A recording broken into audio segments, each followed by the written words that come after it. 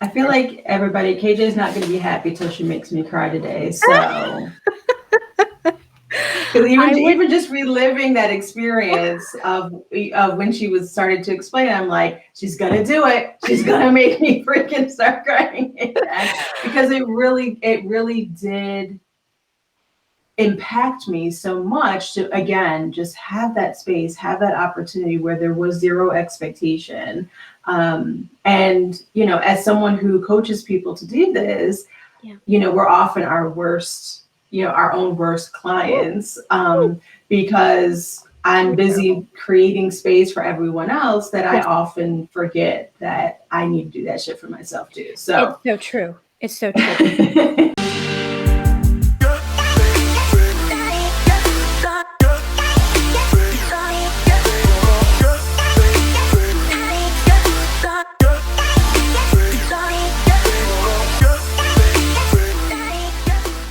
Welcome to Wednesday Woo. I am Mel Morris.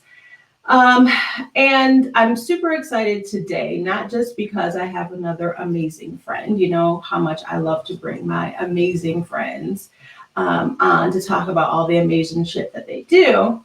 But this week, when I was thinking about what I really wanted to make sure that I give to everybody is focusing on showing your badassness. Like that's literally the note I put on the top of my notes for myself this week as I wrote emails and put things out for social media. And so you all know how important it is to me to make sure that I help other people shine, but more importantly, recognizing that shine within themselves. And so that's where my beautiful friend KJ that I'm about to bring in comes in. I'm gonna give you a little glimpse into who she is and read a little piece of her bio because she does so many freaking things. It's incredible. And then we'll talk more about being a badass. So KJ is a licensed psychotherapist and a musician, and she has an obsession with words, which is absolutely true. And a gift for making grilled cheese sandwiches, which we're going to talk about because I love me some grilled cheese. She helps healers and essential frontline workers recover their resilient stories via expressive arts, therapies such as music, art, journaling, and compassionate conversations to prevent burnout so that they can continue to uplift and heal the communities, which is incredible. And you saw the image with her guitar there. When she's not planning her next traveling adventure, KJ can be found on her podcast, Stories of Astonishing Light, which is beautiful. I'm going to make sure there's a link that so you can listen to all the goodness going on there. When she's not doing that, she is jamming with musicians, artists, trailblazers about creativity and mental wellness. She does first responder work with the Red Cross. She grew up roller skating along the beaches of LA, and these days, with some practice, she's returning to tip-top skating shape in Oakland, California. Oh my gosh, it's so much. So without further ado, I will bring up the lovely KJ. There she is, Shabam. Hello, my love. How are you? Oh, my gorgeous friend. I'm well. I am well. There you go. Wednesday. Oh my gosh, I don't know where this week has gone. I don't know where this year has gone already. I know. We are creeping into May. How are we in month 5 of 2021? I mean, I remember when January started and I was like, oh, this year's going to be so long after 2020. And now it's like, oh, okay. I lost see. 4 months. Right. Oh, I see how this is working now. Okay. Yes. So welcome. Thank you so much for making some time to be here and allowing me to just bask in your amazingness. And so I started out by saying that some of my experience with KJ and how I knew as soon as I was writing about being a badassness and finding those qualities that I had to bring KJ on board. So we are in a group together, and she was hosting, and I happened to randomly see that she was hosting this event a few weekends ago. It was like this hour and a half, just like open session to just connect with folks, do some, story sharing, and like no expectations. And I'm like, yeah, who doesn't need more of that?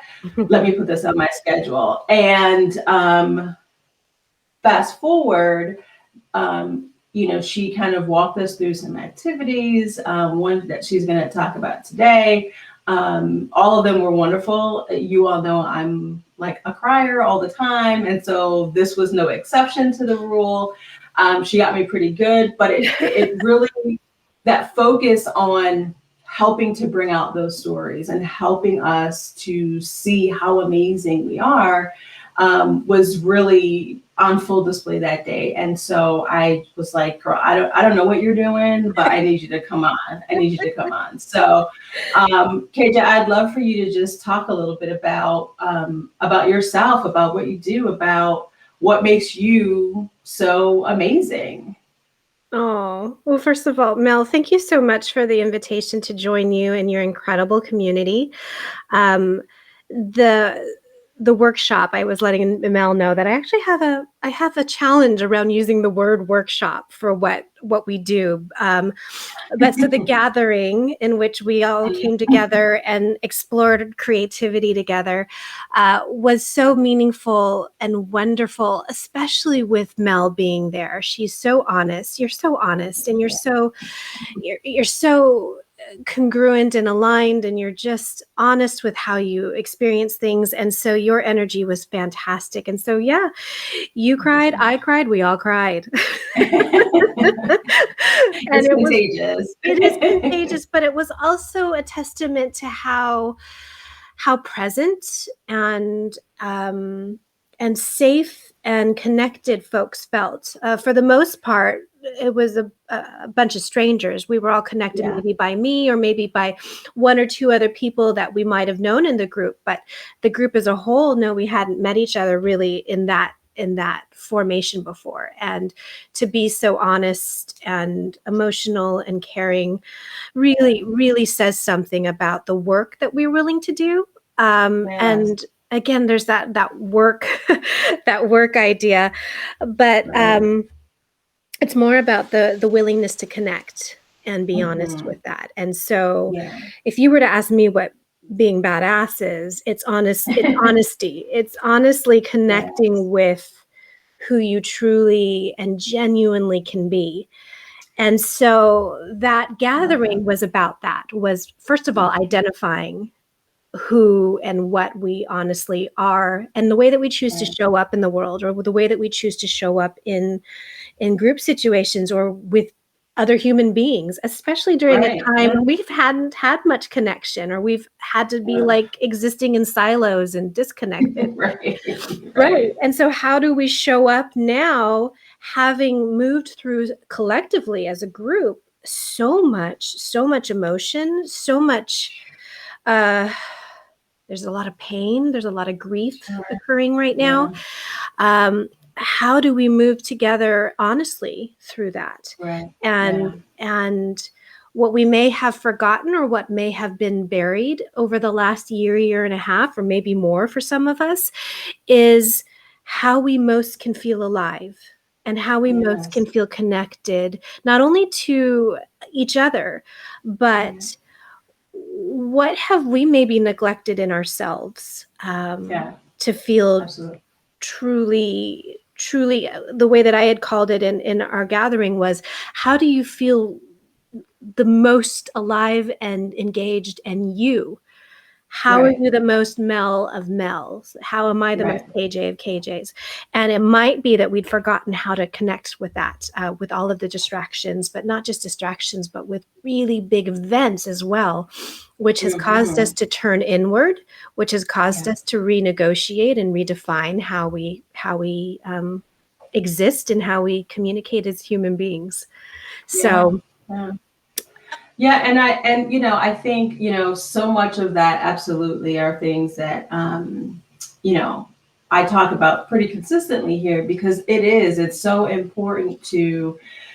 I think we spend a lot of time, especially female identifying folks, right? We spend so much time both hearing from the outside and expressing our internalized anxieties and expectations. We spend so much of our life focused on what we need to do for other people, yes, how we need to behave in a certain way, how we can't put ourselves first. Whether or not we have children, it's still the expectation that, Yes. we are the, community liaisons for everybody, right, in the community. And, I really spend so much time trying to remind folks that you have to start with understanding what you need. That's right. Because you're really doing a disservice. I mean, I can speak as a mother. I spent, when my girls were younger, I thought, right, I had been told that I needed to put them first.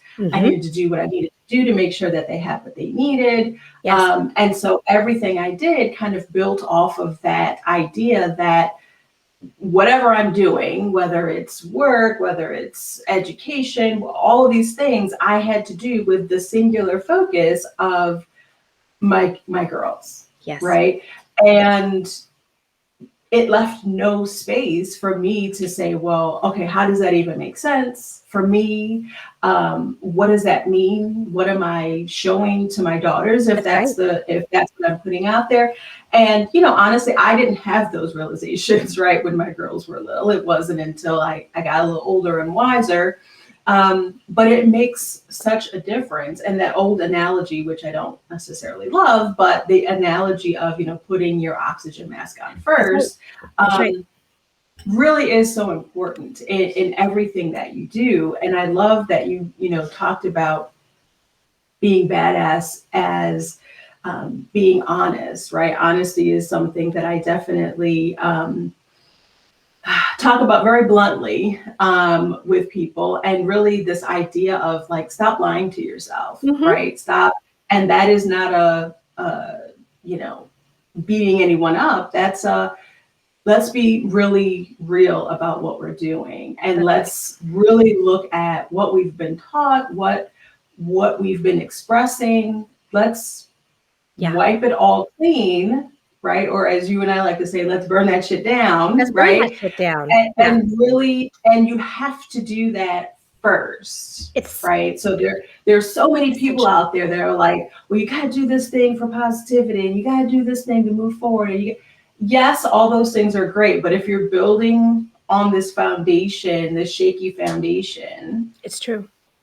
It's not you can't withstand that, right? No. And I think you really made a key point, which is, remember that we are models.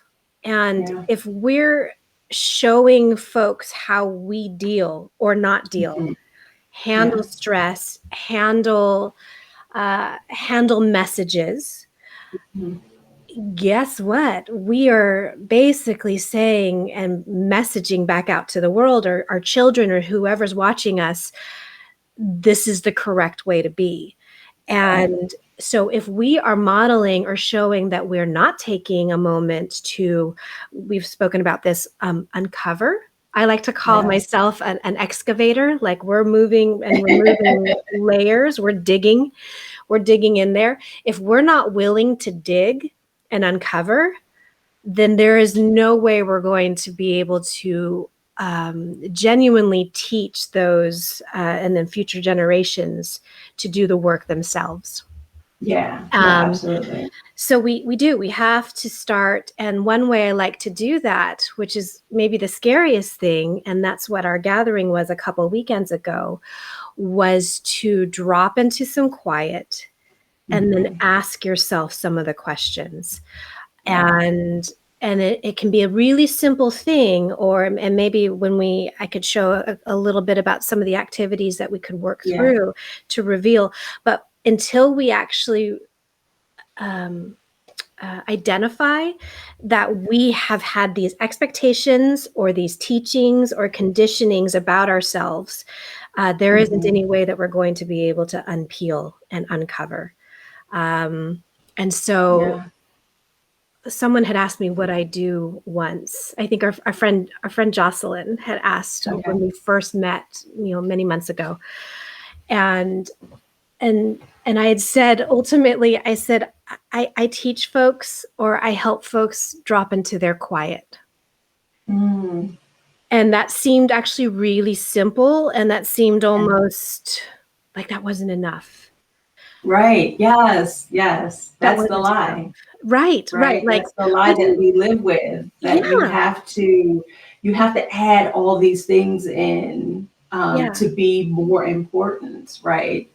Because you can't just be one thing or do one thing or offer one thing. We're in this society of multitasking being the way, and that's just not useful. It's not a useful lifestyle. It's not sustainable, right? We can maybe do it in spurts and bursts. Sure, and when our adrenaline pushes us, or because we're pushed against our edges in the wall, we can maybe do it for a short period of time, but sustaining lifetime or sustaining over years, and then also trying to teach the next generation how to do it. No way. It's terrible modeling. But again, when you don't know, right? Because that's kind of what you see. And there, once there was this wave of, 2-parent households, it never became this equal responsibility. It was like, yes, now you're going to go out and work, but you still need to do all the things that involve being home.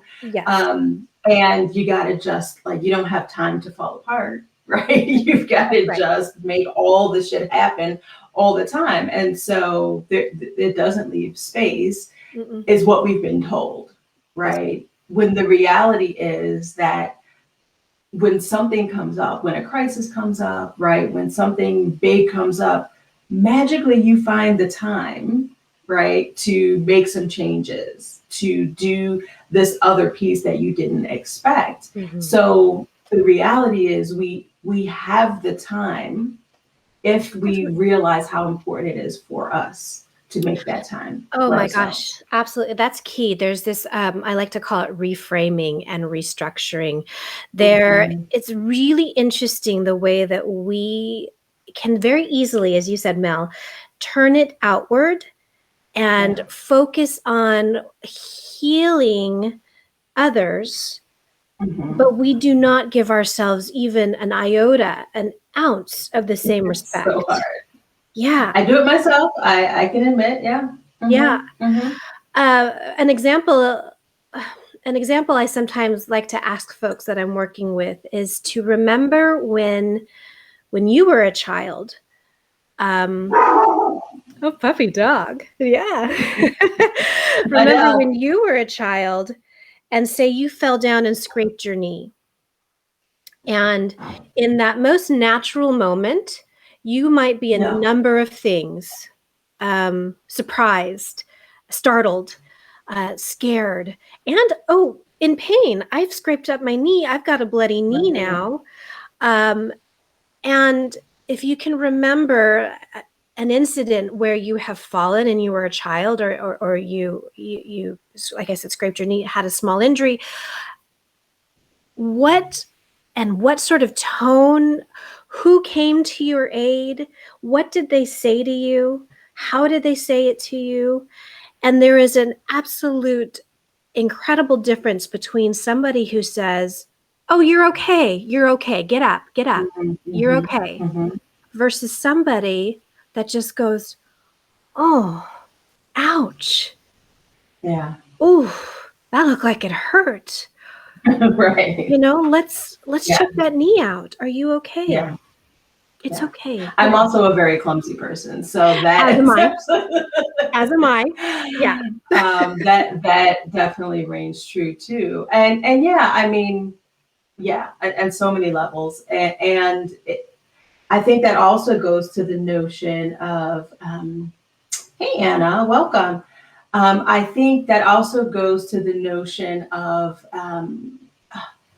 not just asking for help, right? But being in spaces, especially, as an adult, when you don't necessarily have a parental figure around who is going to be there when you fall.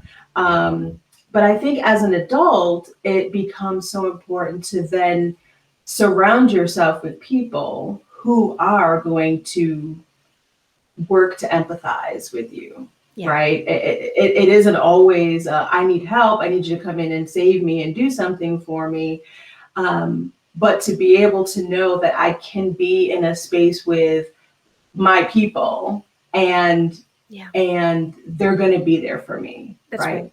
That's right. Save me, not save me, just listen to me. And this goes to another beautiful creation that KJ and I will talk about a little bit later. But having those spaces and recognizing how important it is to have your people around you, especially now, especially this last year when, we've all been locked in and we've been physically away from people, finding ways to maintain those relationships and being in community in some ways it's so vital. It's so important. It's vital. It's key. And like you'd said, because of the climate of this world that we're in right now, it may be it's how we'll survive. It's how we'll move forward. I really loved how you spoke about there's this choice that we can also bring in the people, decide on the people who are going to surround us. Right. And I think a key component of just making that decision on who's going to be in your tribe, who's going to be in your circle, is in how safety was communicated. And safety is a multi-layered word again that we could unpack, because there are levels of safety that some ideas of it are very, very concrete and very obvious. Like, is there some physical, is there a physical possibility that I could be under attack? Is there somebody that's meaning harm for me? And for many of us, that is also true. That is true. But then there's the other levels of safety of like, am I feeling heard? Am I being seen? Am I being supported and not dismissed? Kind of in that example, like I'd said, I fell down and hurt. And if someone came up to me and was like, get up, you're fine. Right. That is very, very different than someone who I would choose to surround me, who was like, let me sit down with you. Are you okay? Let's help get this knee cleaned up. And I had kind of a flash of, and it's not a knock against the book per se, but the idea of that book, go wash your face, right? That kind of hard or, like tough lessons that, you might experience with a girlfriend or, a good friend of yours or something like that. And to a degree, yes, I mean, you want to have honest conversations with people, right? You need to get down to the core of what's really going on with folks. And there's a line between helping and enabling, right? But to your point, this idea of, you and I and some other friends talk a lot about the challenge with living in this society that was created as a patriarchy and continues this kind of much more traditional masculine method of, brushing yourself off and keep it moving, not talking about your emotions or your feelings or what you need. And power through. Right. Power through. And I think for especially female identifying folks, that can be so harmful, right? When we are allowed to have space for how we feel or how we process, and because it cuts off communication, right? Which I think is the number one priority for me, definitely is making sure that I feel safe enough with you that I can communicate and not worry that you're going to turn that back on me, or that you're going to shut me down and say, you're fine, let's go. Dismiss it and not give any sort of acknowledgement to what you are experiencing, which might be different than what I'm experiencing, but acknowledging that you're experiencing something, that you are having an experience, will go so much farther in building trust and in deciding who you're safe with than someone who's just like, power through, get up, like you said, dust yourself off, you're fine. They're defining for you what they think is acceptable to move on. You're fine. Am I? Yeah. Did you ask? Right. Yeah. Yeah. So sorry if I sound a little combative sometimes. No, listen, never more than I definitely always want to challenge, those norms, because we need to. Yes. We need to. And I think, the slight relief that came yesterday with a guilty verdict, right? Around an issue that is so ingrained, again, in our system, and the idea that people hoping for a guilty verdict in a situation that was so blatantly egregious, the idea that there wouldn't be a guilty verdict goes to that notion of what we've been told, what we've allowed to continue to happen, and the fact that that's unacceptable, right? That is unacceptable moving forward, and we have to find ways to buck the system, to have that resistance, to say, I'm not putting up with this shit anymore. This is what I need, right? This is what I need. This is what my people need. This is what my community needs. We have to do that more. And, I'll circle this back to say that starts with you recognizing what a badass you are, right? Yeah. You recognizing the gifts that you bring to the table. Yes. And until you can recognize it, you can't expect somebody else to recognize it. No way. Right. And if they do, you probably won't believe them. It's true. Right. Right. It's a level of safety within yourself. And it sounds a little corny, but in actually showing up for yourself and believing that you can. You won't, no one else will believe you if you're not convinced of your strengths, right? That can show up in the most interesting ways too, quiet, subtle ways.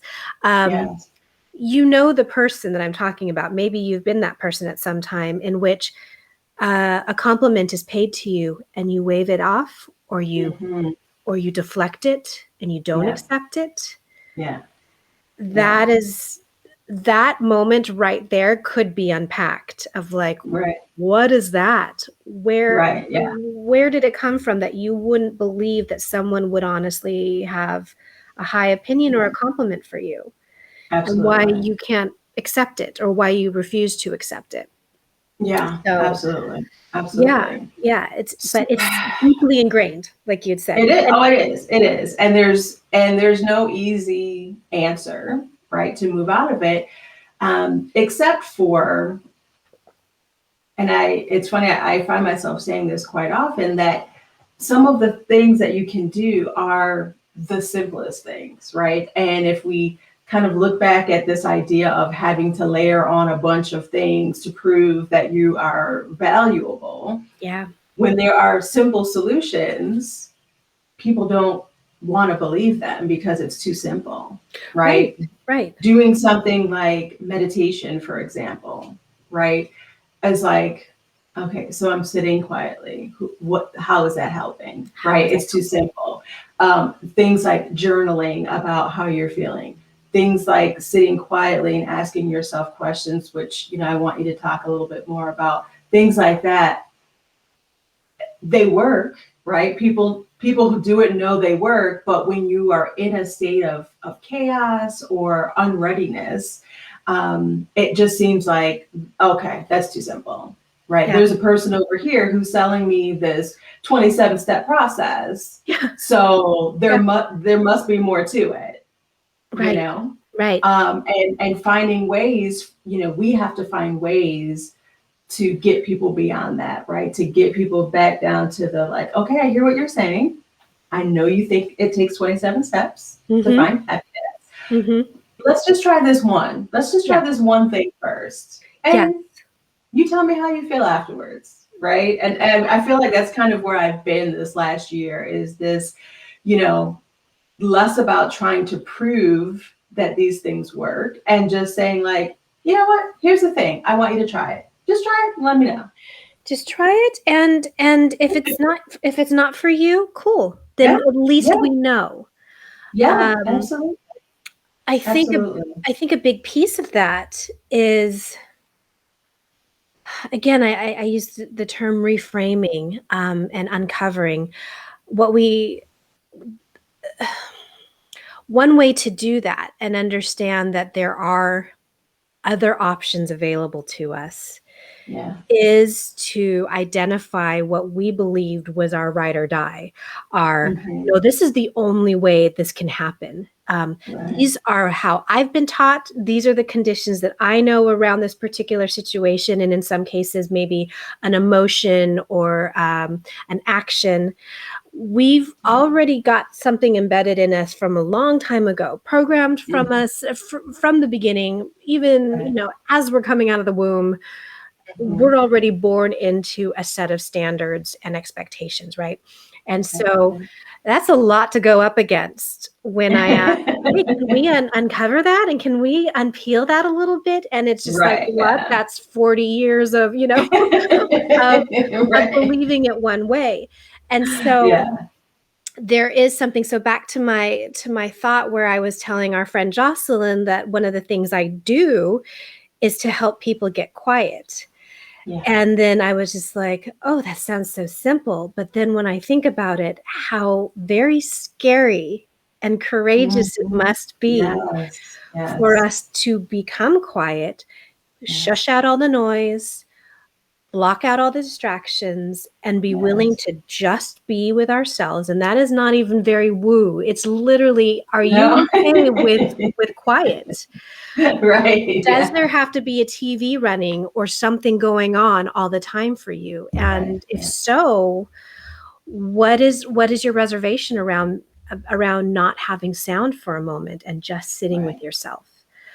And so that can be a deeper conversation. It can be a scary conversation. And when I mentioned it to Jocelyn, she was just like, oh.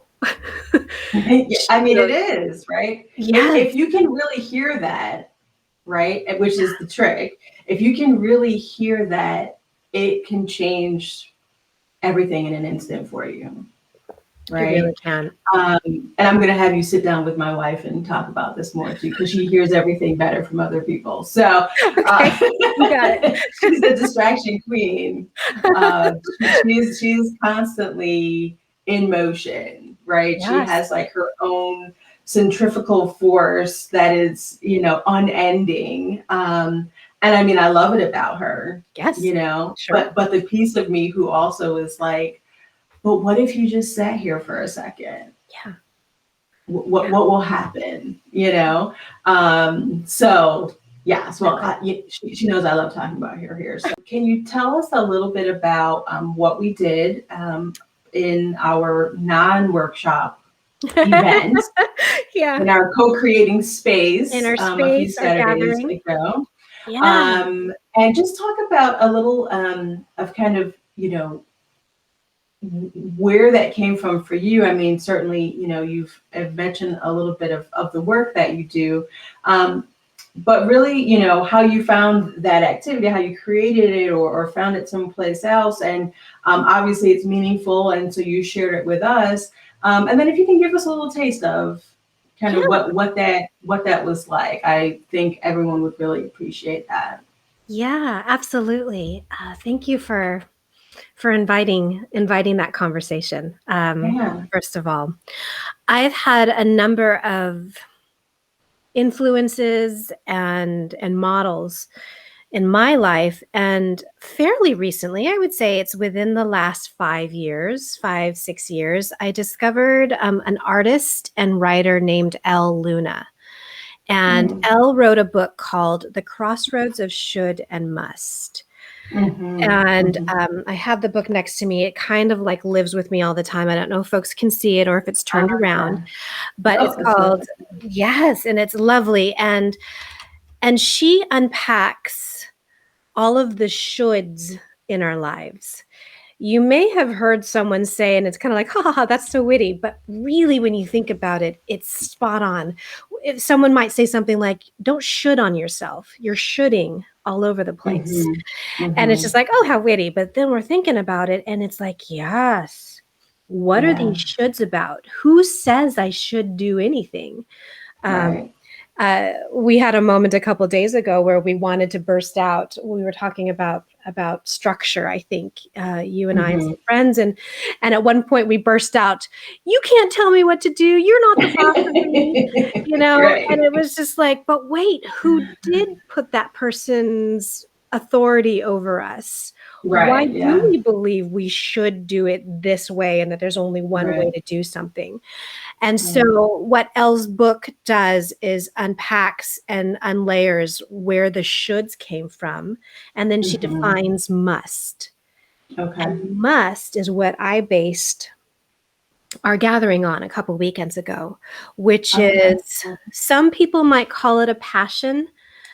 And there might be some issues around that. For me, I find it as the most congruent and aligned and engaged me.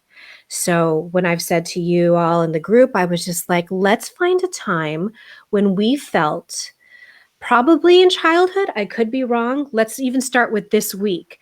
When this week did you feel most like yourself, most at ease, most engaged, and alive, most like Mel, most like KJ?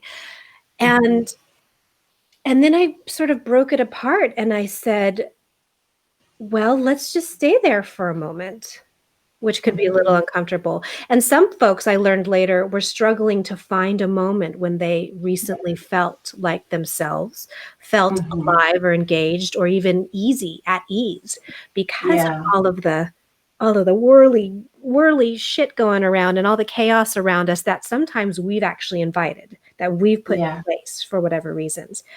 And so my prompt to you all was, let's think back. I first said the last 3 weeks to a month, but for today's sake, I would say, let's think about within the last handful of days, 3 or 4 days within this week, this crazy week,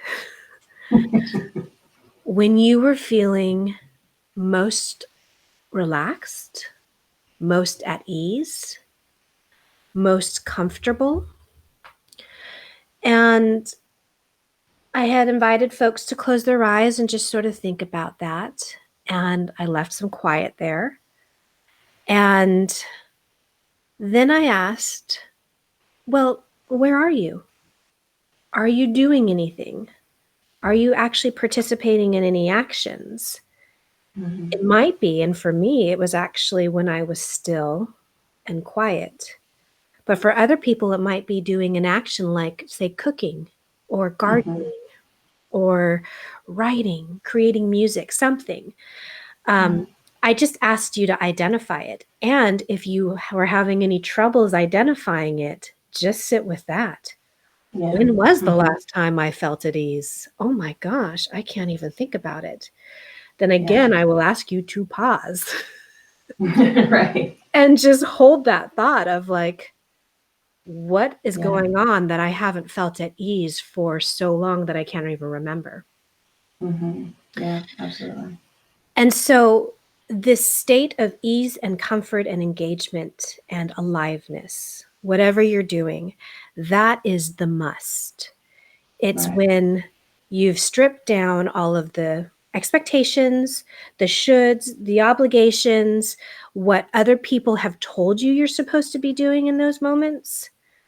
And it's just what you would naturally choose to do.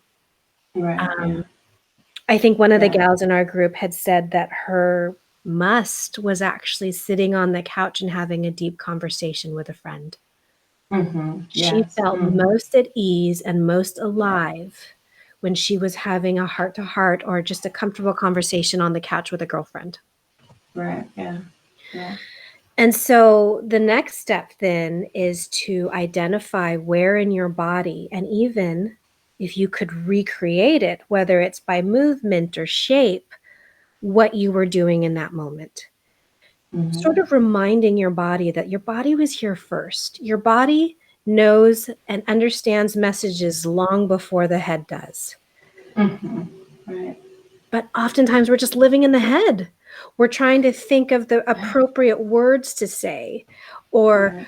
or the right words, like, will this get me fired? Will this piss off Right. somebody? Will somebody take offense if I say what Right. I'm truly feeling? So we're often right here, but I Yeah. promise you the truth lives here. It lives in your Right. physical space. Absolutely. Yeah. Or you're thinking of, man, what other things am I supposed to be doing right now? That's right. Right. That you don't even allow yourself That's to right. have that moment, That's right. even though you've gotten to a point where, maybe you've allowed yourself to recreate what that feels like for you. And then suddenly your mind kicks in and it's like, okay, yeah, that feels great, but you There's the probably should should. be doing There's the should. the laundry or, That's right. whatever, Who are right? you to be sitting down and like dreaming about Right, when you felt great last, right. when you've got Yeah, bills to pay, laundry to yeah, do, yeah, dogs to walk, whatever.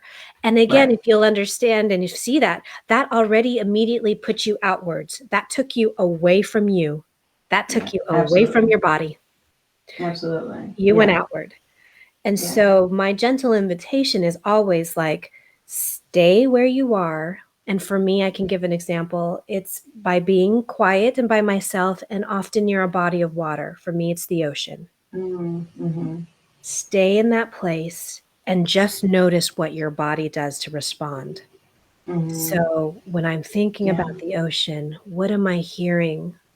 yeah, What am I feeling on my skin? Is the wind whipping across, my cheeks? Is it cold? Is it rainy? Is it sunny? yeah, yeah. And as I move through these in the moment experiences of what my happy, aligned, easeful place is, I'll notice that my body goes there too. Oh, Yeah. my heart rate is slowing down. Oh, a Mm-hmm. smile is coming across my face as I think about the Yeah, ocean, right? yeah. And my request and invitation in that moment is that you stay in it. Mm-hmm. And then if you do notice the shoulds and the pinging in the head and the to-do lists creeping up on you, just gently say, I see you, but Mm-hmm. I'm feeling this right now. I'll Right. just Yeah, stay right here. yeah, yeah. Yeah. So And again, so simple, right? That didn't require you to purchase anything or bring in extra equipment or have the newest anything, right? It's the simple act of being with yourself for yeah, a moment.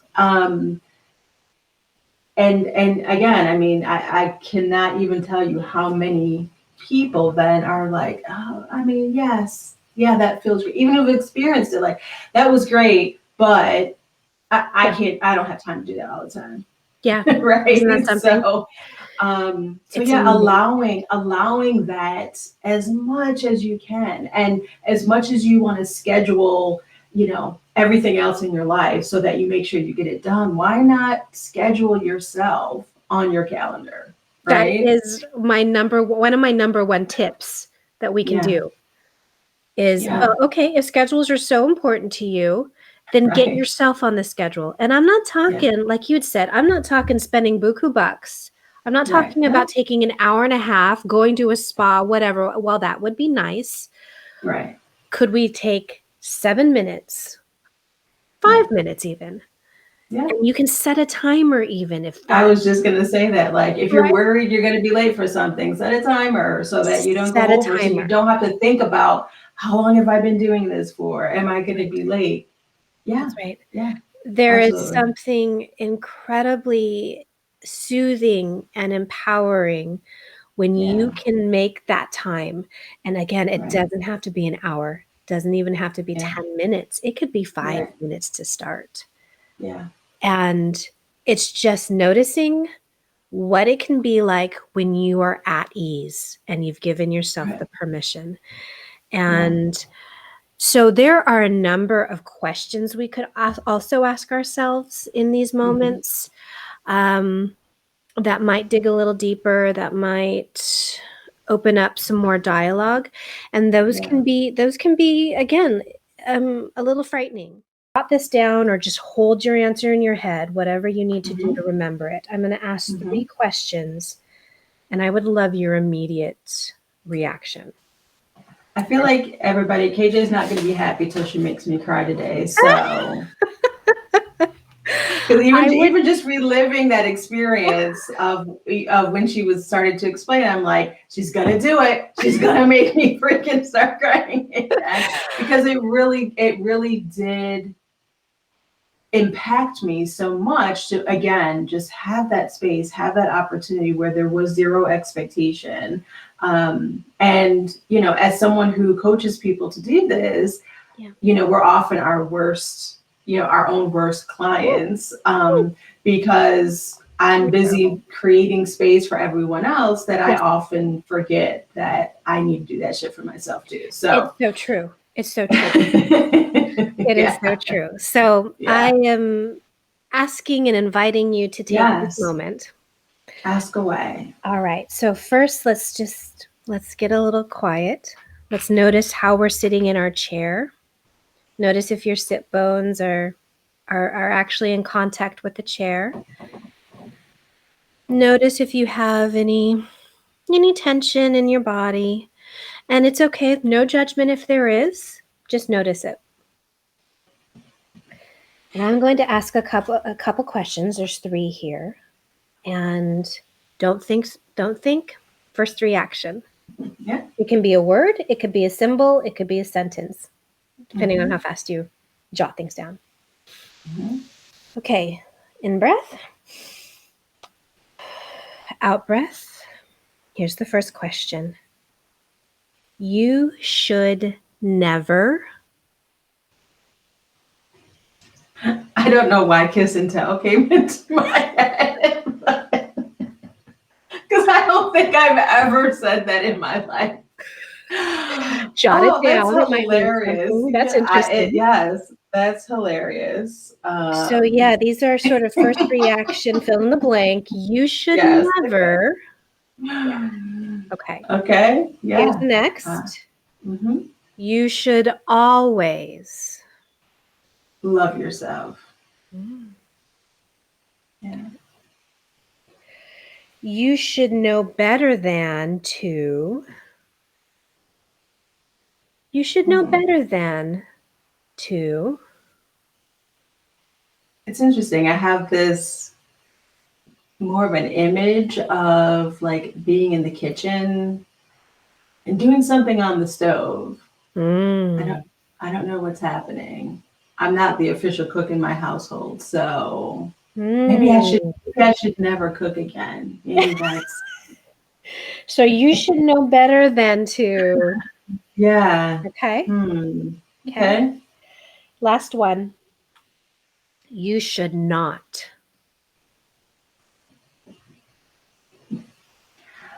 The first thing that popped into my head was listen to others. Oh, okay. Yeah. So the next step in our last few minutes together, and this is maybe where, because tears come up for me here, just bear with me. Yeah. This is It's a safe where, crying space. yeah, this is where we start the dialogue, where we Yeah. didn't start it before. Or maybe we've been avoiding, or maybe we've been aware that it's there, but we haven't taken the moment to actually invite it in. Mm-hmm. So, why don't you pick the first one or the one that's ringing or bringing your attention most right now? Let's just do one. Okay. Okay, you have that in mind or you have that in I front of you? do. Mm-hmm. Here is the next conversation with it. Okay. Mm-hmm. Where did you come from?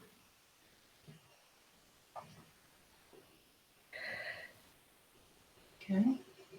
Who says that to me?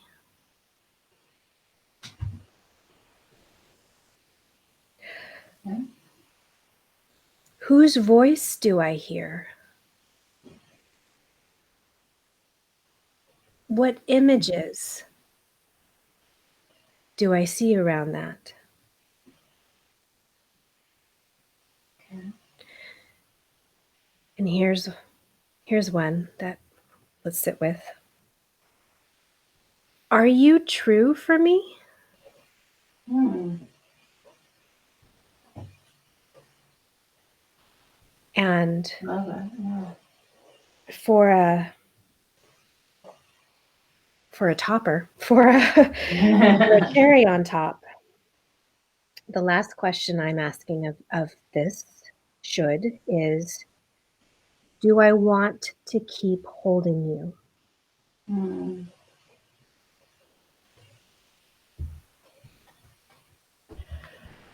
Yeah. Yeah.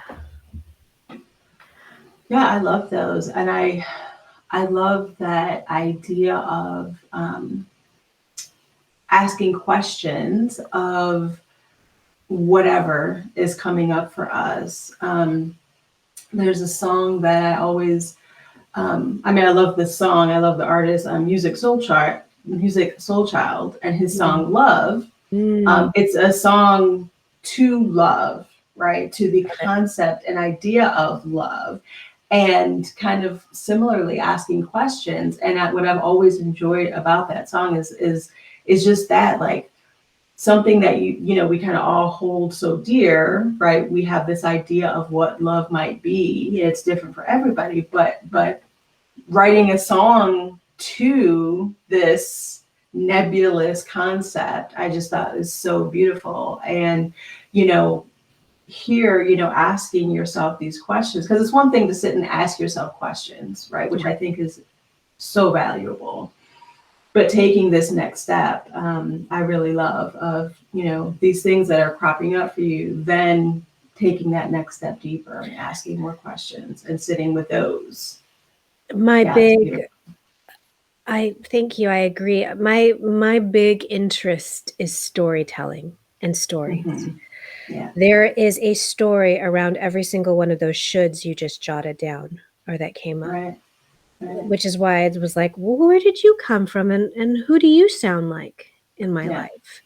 And it's taking the nebulous, as you had so beautifully described, and actually making it concrete, but also relatable.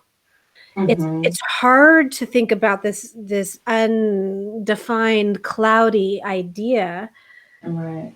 But if we actually put a voice, maybe an image, maybe some conversation, just like, hey, where'd you come from? What do you have to share with me today? Yeah. It makes giving it some form so that it's not something that can escape so easily. Right. That's especially true. Like, it's a lot easier when it's like this ethereal, non-bodied thing. Right. Yeah. Right. Yeah. Just go over there. Whatever. Right. Yeah. But if I could say to this voice or this person or this image or this idea, or maybe it's an object, I don't know, and just be like, hey, dude, do I need you holding me around anymore? Do I need you to stick around and say these things to me? Because I don't think it's actually true anymore. Or I don't think that it's something that serves me today anymore.